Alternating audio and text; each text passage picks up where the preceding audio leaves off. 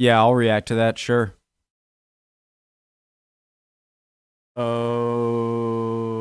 Okay, guys. How Europeans almost divided Australia. I saw another, I think it was a History Matters video, which is a great channel, like really short history videos about different topics.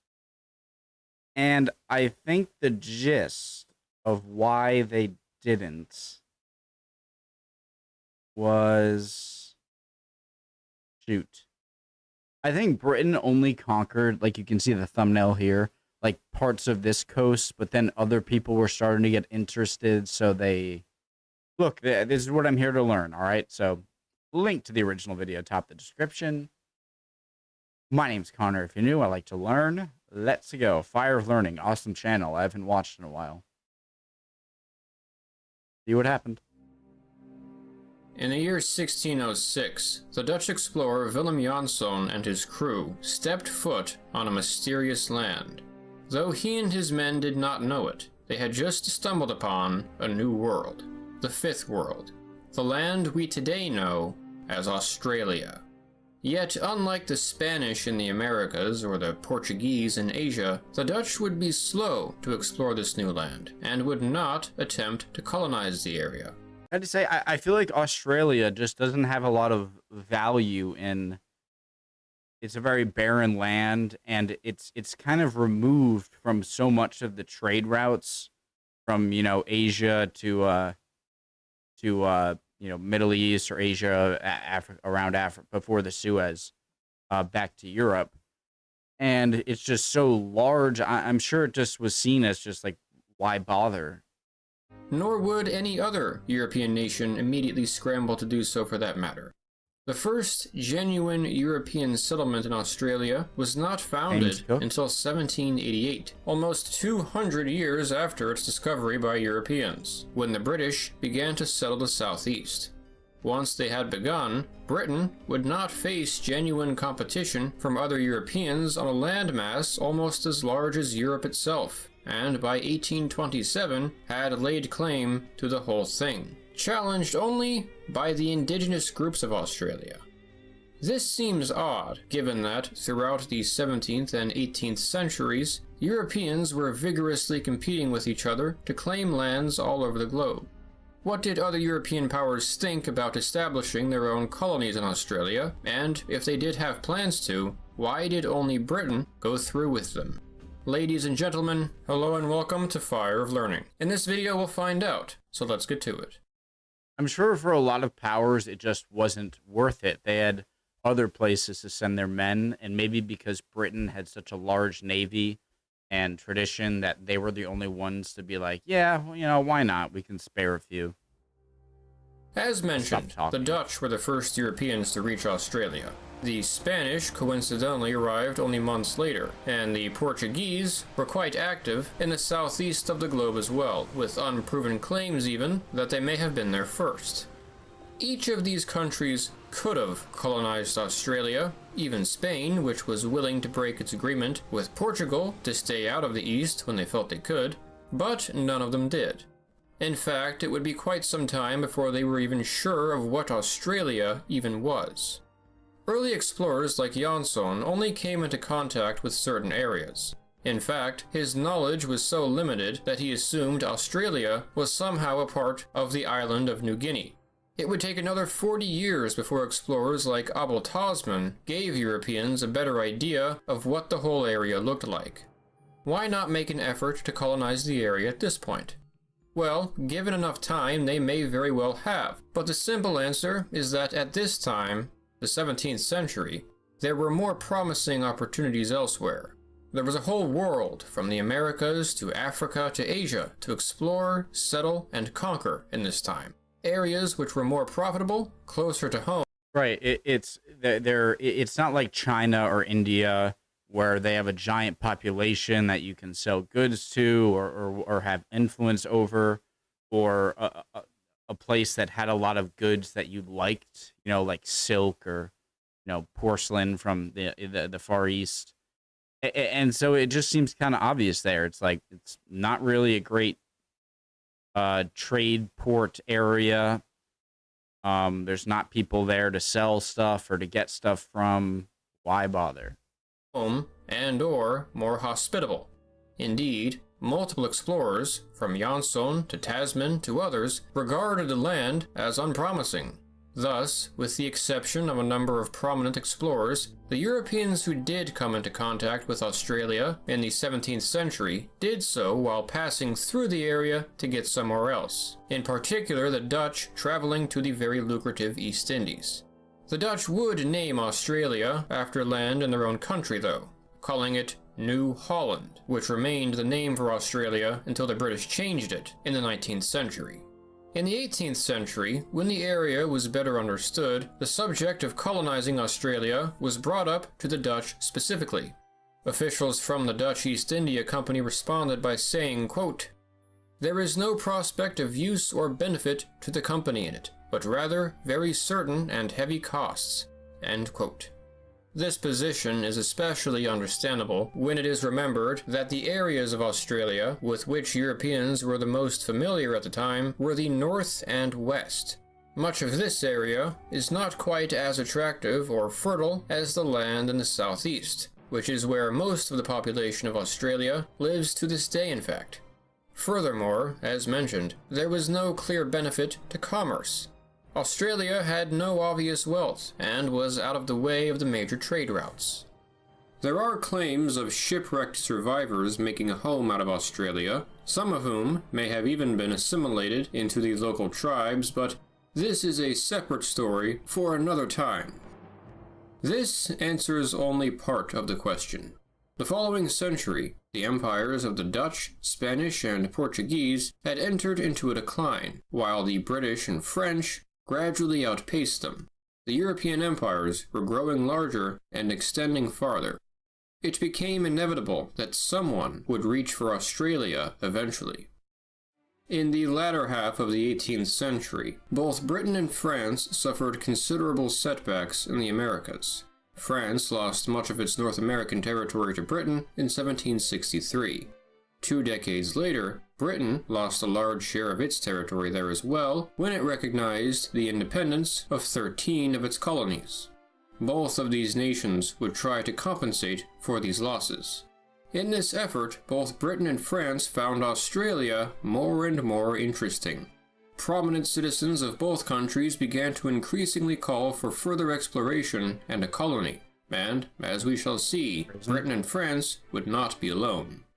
In 1770, the British explorer James Cook explored the eastern coast of Australia and would claim it for Britain.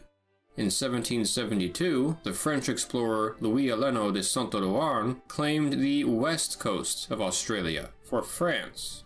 It might have appeared that Britain and France were squaring up for another showdown at this point. However, these were, for the moment, just claims, no colonies. The British, however, would, not long after, act. They established the first permanent European settlement in Australia in 1788. This colony would be a penal colony, though it's worth mentioning that the British intended more for Australia than for it to just be a place to dump their prisoners. Indeed, the prisoners who were sent to Australia were employed in developing the colony into a proper piece of the empire. The French had similar ambitions. Given the amount of attention the French gave to Australia, it seems entirely possible that they would have followed the British there. An example of French interest can be seen in the La Perouse expedition that reached Australia in 1788. However, the French soon found themselves distracted. The French Revolution erupted a year later. It would set in motion events that would disrupt France's colonial efforts for nearly 30 years.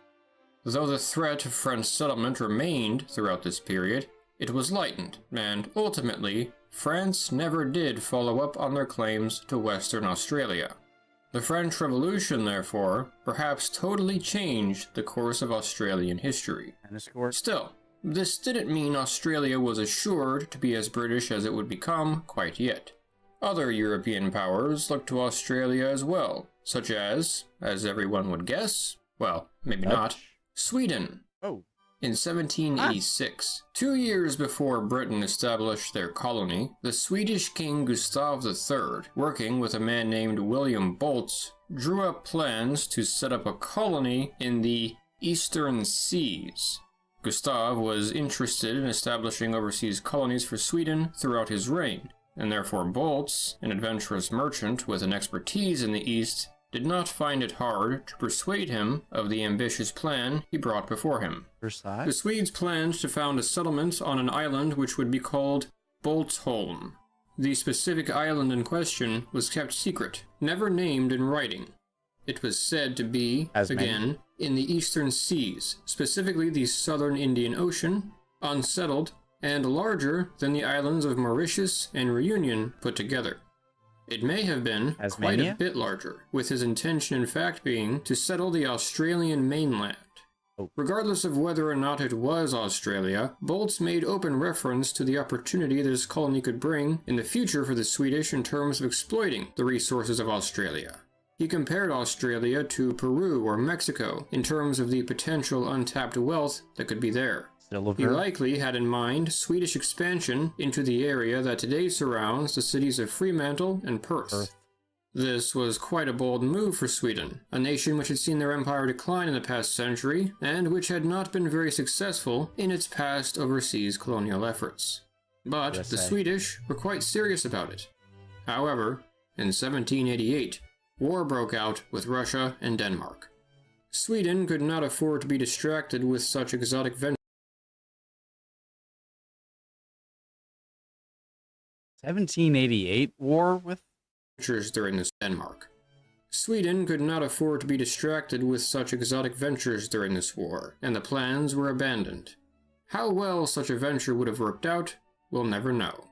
Once again, chance may have completely altered the course of Australian history, but it was not over yet.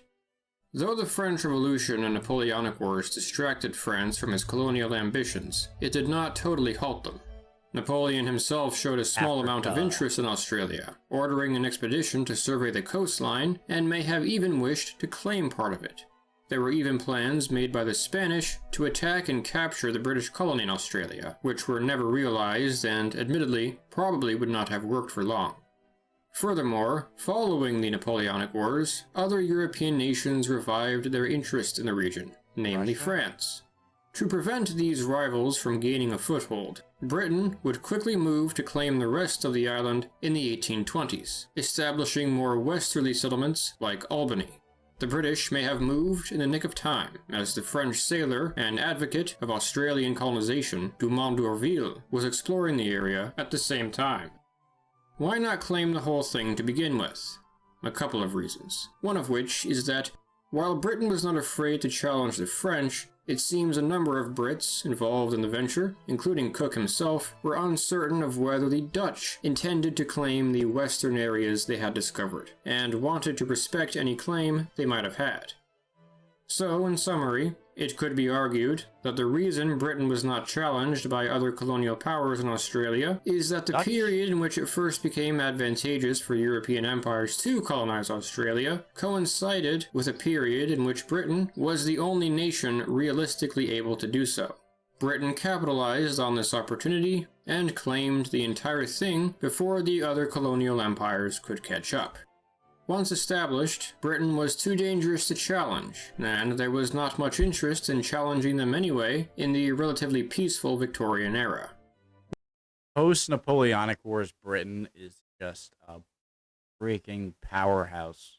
Were Australia colonized before or after the period of 1770 to 1830, it may very well have been divided between multiple different powers. As a side note, the other powers of Europe didn't exactly go. Wait, wouldn't France just get pure desert? Because isn't Perth is like the only different power. Kind of like with them in Africa. As a side note, the other powers of Europe didn't exactly go home empty-handed.